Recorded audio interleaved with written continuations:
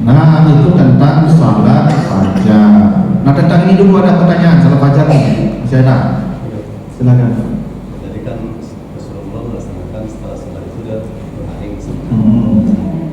Karena Rasulullah bisa melakukan karena rumah Rasulullah yang merah. Kalau itu kan tidak bisa lah sebenarnya. Ya. Kalau laksanakan itu terlambat. Oke. Ya begitu. Di masjid lah. Karena mendapatkan salat fajar lebih kadang kalau berbaring itu pahalanya Pak, tapi lebih kadang salat fajar kan. Mendapatkan takbir ihram lebih kadang kalau salat fajar kan. Ayo dong. Karena gini ibu awal kalau beribadah itu memang berdapik satunya kan dapik ya pahala. Tapi kalau udah dapik itu prioritaskan pada kadang. Begitu dong. Nah prioritas ke kadang itu fajar. Fajar kajar. Takbir ihram kajar. Gitu ya. Nah tapi itu kondisional lah, Bapak Ibu tergantung jarak rumahnya, kondisi fisiknya gitu. Kalau semua 65 payah jalan capek, jadi rumah aja semuanya, pergi rumah jauh. Nah memang yang paling rancak semua yang sunat kok di rumah Bapak itu supaya tak nampak di orang. Nyoi pada sunat ibu tak pergi ditampak di orang. Karena harus diamankan daripada sunat itu dari mata manusia. Ya begitu.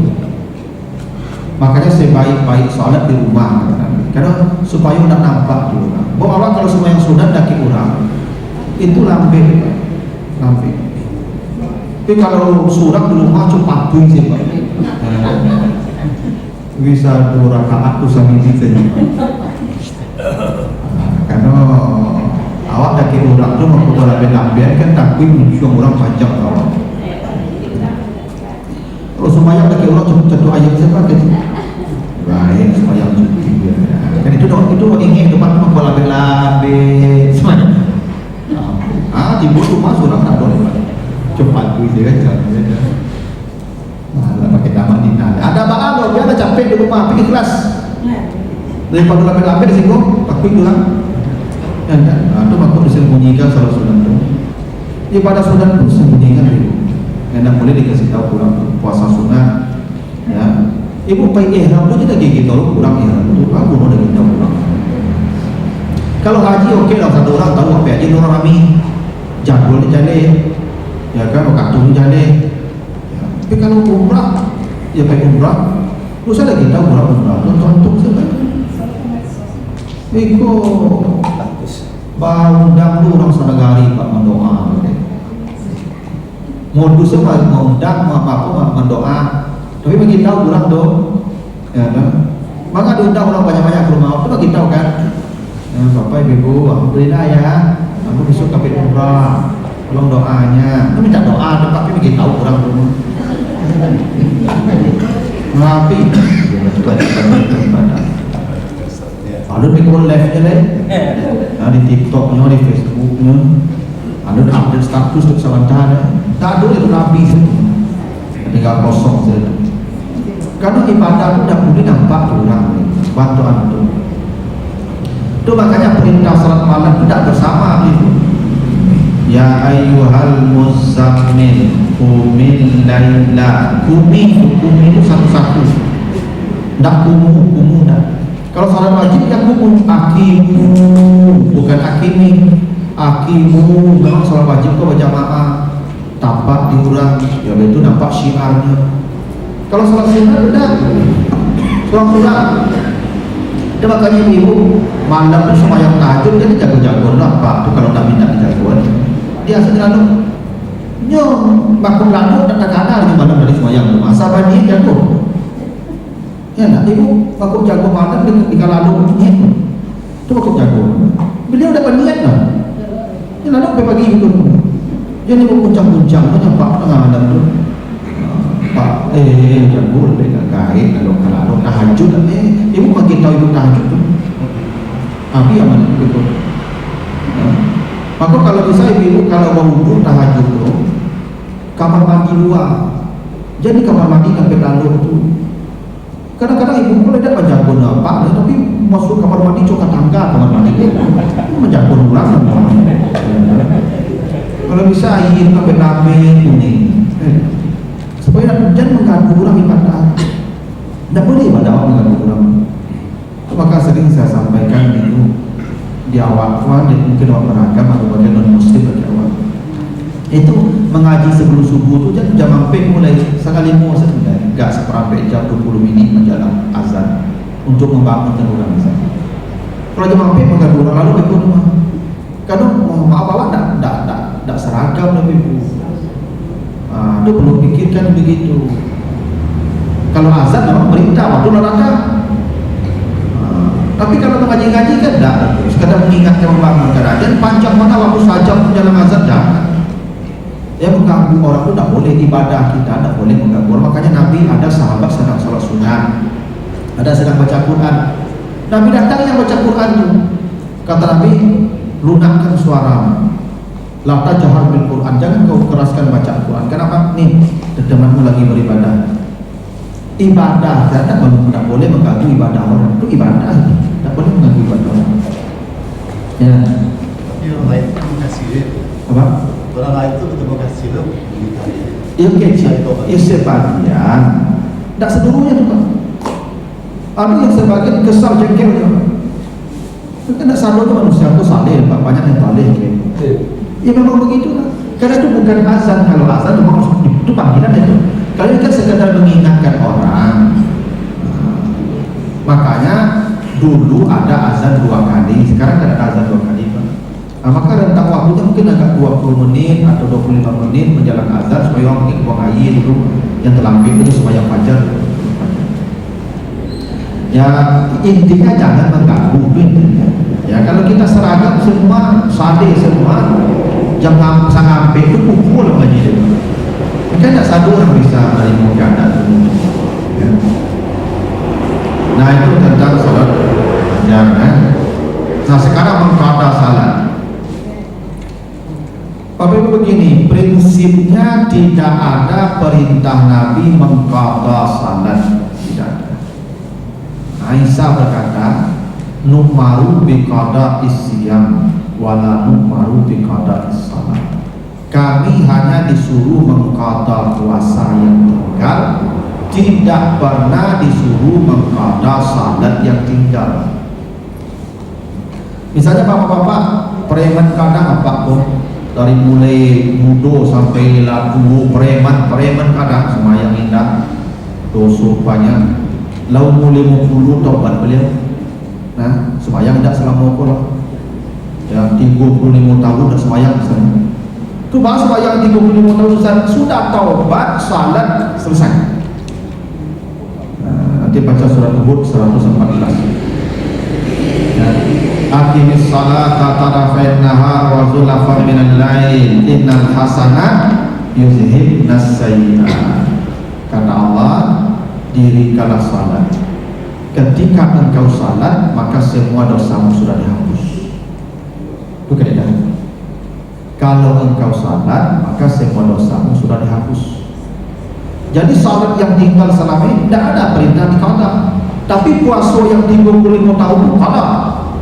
Karena apa muslim statusnya kecuali apa kafir. Apa baru bersyahadat usia 50 tahun atau qada. Karena belum mukallaf ketika itu. Tapi apa yang preman kadang punya Islam mukallaf, dah puasa di 35 tahun, dah puasa ganti 35 tahun. Nah, 35 kali sebulan. Nah, 35 bulan cukup lah puasa. Tangka-tangka sama. Nah, wajib diganti juga, ada juga tidak lah, kalau puasa lah, tak bisa tobat lah, itu aturannya. Ya, yang selesai dengan salat itu, yaitu kalau salat, kalau puasa ada cerita, Allah. Ibu dulu masuk muda haid, lenga-lenga mengganti, ada tentu banyak tinggal lagi lah, kayak ibu puasa ganti sampai mati. Baca dulu ganti tanah, puasa Senin Kamis, tapi dia akan mengkata. Sadio Senin Kamis mengkata sampai mati. Tidak ada cerita, tidak salah saja tobat istighfar itu kalau puasa ganti. Yang salat selesai. Jadi salat tidak ada qada, tidak ada perintah Nabi, tapi tidak dilarang mengqada, sebagai membolehkan. Nah, yang ada qada, ini begini hadisnya. Hadis dari Anas, hadis Bukhari. Man nama nama an salatin aw nasiyaha falyusalli iza zakaraha la kafarata laha illa zalika. Siapa yang tertidur atau lupa dari satu salat, maka salatlah dia ketika bangun atau ketika ingat. Qadha. Biar qadha. Ini apa pulang kampung, ibu di Padang aja mampir subuh. Dek musibah di kampung orang rami dah dapat lalu dah 2000 malam dah lalu. Ibu di Padang jam mampir matu dah nanggung balik. Azan saja mereka subuh. Aja dapat tunggu azan ada tidur subuh. Tak boleh salat mengantuk-antuk balik, tak boleh dilarang. Babu nama tu salat babu dilarang, tak boleh. Dia tidur. Kira tak kalau lah jam 9 berjago, yo tak kalau. Lah jam 9 jago, maka bangun jam 9 berwudu, salat sunat, baru salat subuh. Yang salat subuh itu yang qadha namanya. Salat di luar waktu karena tertidur. Makanya itu kalau salat jam 8, jam 9 pagi kita kalau usalli fardhu subhi rak'ataini qada'an lillah. Kalau apa itu salat di waktunya, usalli fardhu subhi rak'ataini adaan lillah. Kalau di waktunya namanya ada tukes. Kalau di luar waktunya namanya qadha. Qadha itu di luar waktu. Tapi tertidur. Yo mana tak kalau maka salatlah ketika bangun namanya qadha. Karena di waktunya qadha. Ada lupa, misalnya apa ibu tadi di jalan lewat di rumah saya sembahyang dulu deh. Nah, tiba di rumah, tiba lo tamu, banyak tamu. Alah sibuk mengurus tamu, lasar baru dah kena zuhur dari dulu. Maka salatlah di waktu asar tu zuhur qadha. Kenapa? Usalli fardhu zuhri arba'a raka'atin qada'an lillah.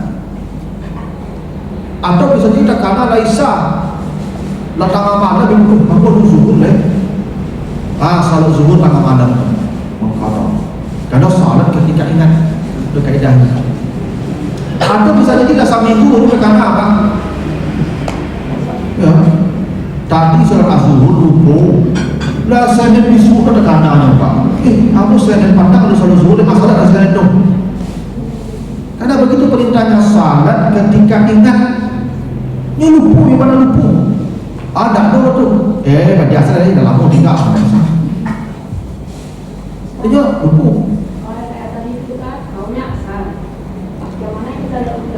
Yang hak itulah yang punya dulu tertib asal tu. Sabunnya penjamak, jamak takhir. Jamak takhir itu yang afdal, tertib zuhur baru asar. Walaupun dikerjakan di waktu asar. Kalau dikatakan ditanya boleh nak duduk asar dulu boleh. Cuman afdalnya tertib ibadah itu.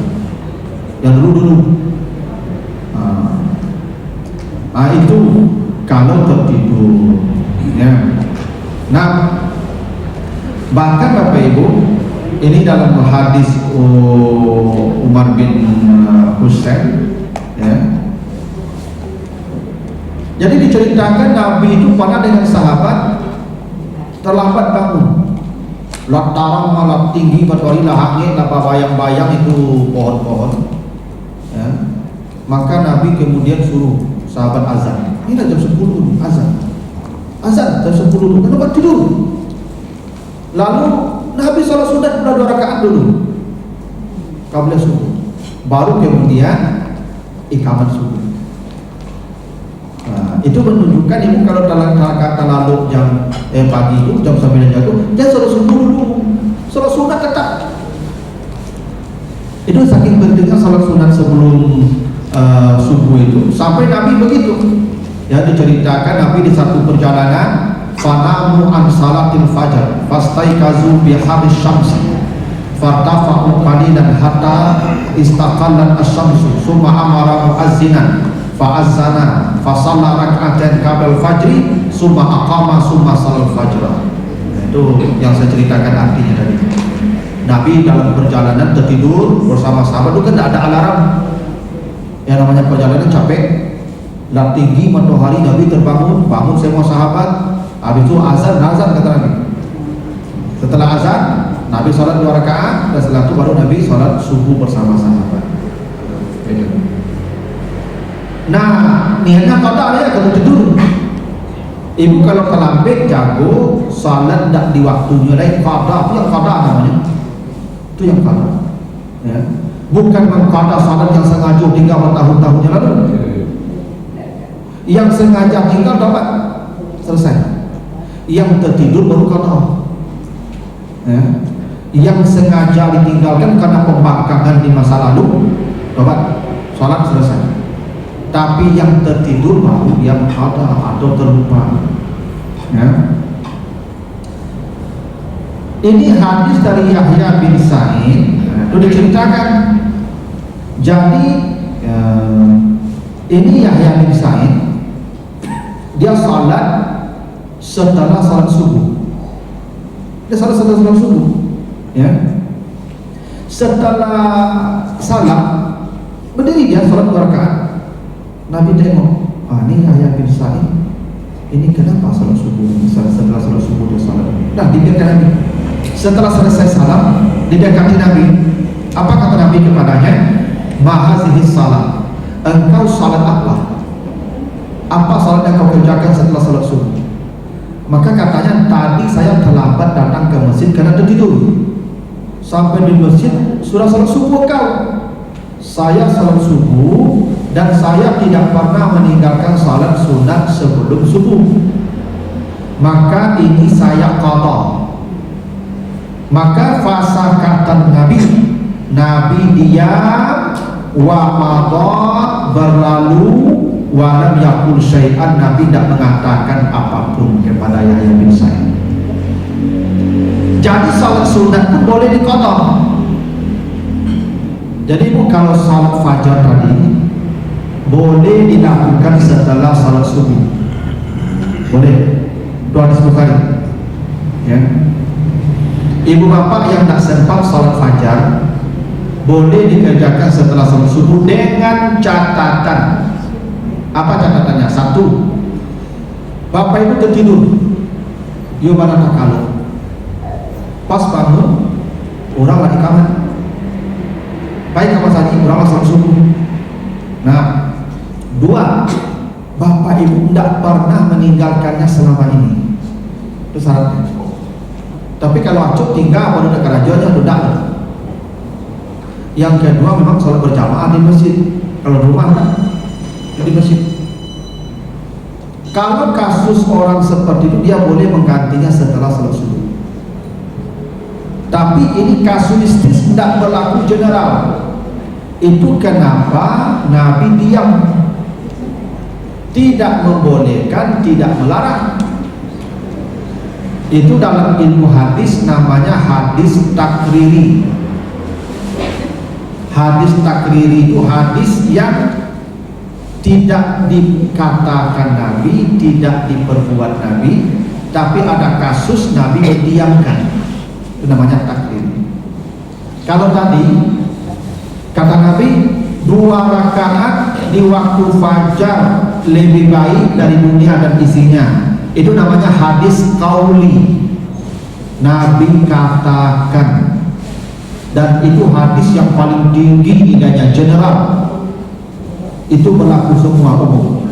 Karena ucapan, siapa yang salat 2 rakaat di waktu fajar mendapat nilai lebih baik dari dunia. Itu ucapan Nabi. Namanya hadis qauli, ucapan. Itu yang paling kuat hadis. Di bawah itu ada hadis fi'li namanya. Seperti tadi, Nabi setelah salat fajar berbaring di atas lambung yang kanan. Siapa yang bercerita? Aisyah. Nabi tidak pernah berkata setelah salat fajar berbaringlah. Nabi tidak pernah menyuruh. Nabi melakukan itu nampaklah oleh sahabat.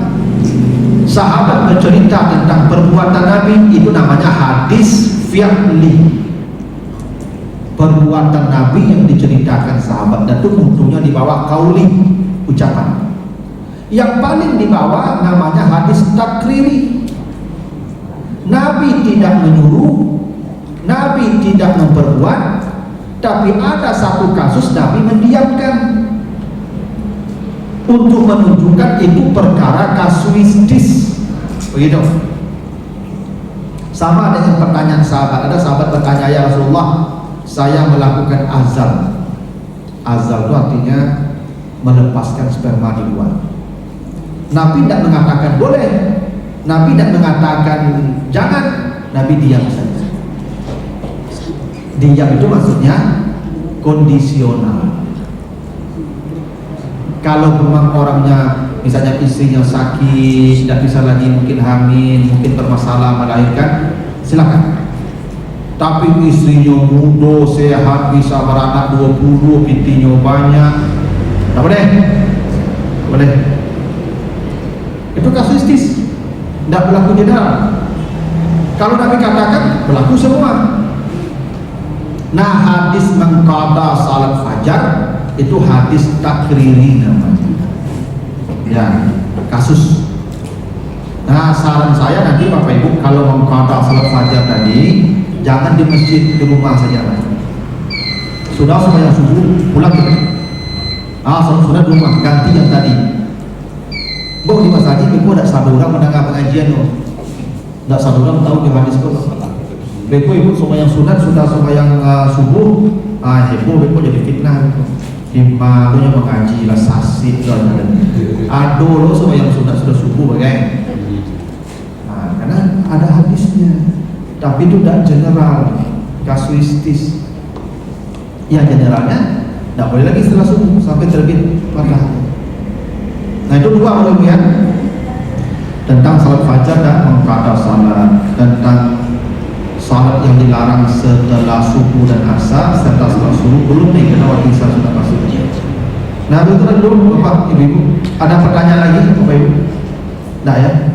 Nah itulah ya perkara salat fajar dan ya mengqada salat. Insyaallah nanti kita lanjutkan tentang larangan salat setelah subuh dan asar, setelah subuh. Nanti ada lagi beberapa pertanyaan dalam muamalah, sekalian nanti kita jawab. Begitulah dulu, mudah-mudahan ada manfaatnya. Tutup dengan doa kafarat. Subhanakallahumma wa bihamdika, asyhadu an la ilaha illa anta, astaghfiruka wa atubu ilaik. Wassalamualaikum warahmatullahi wabarakatuh.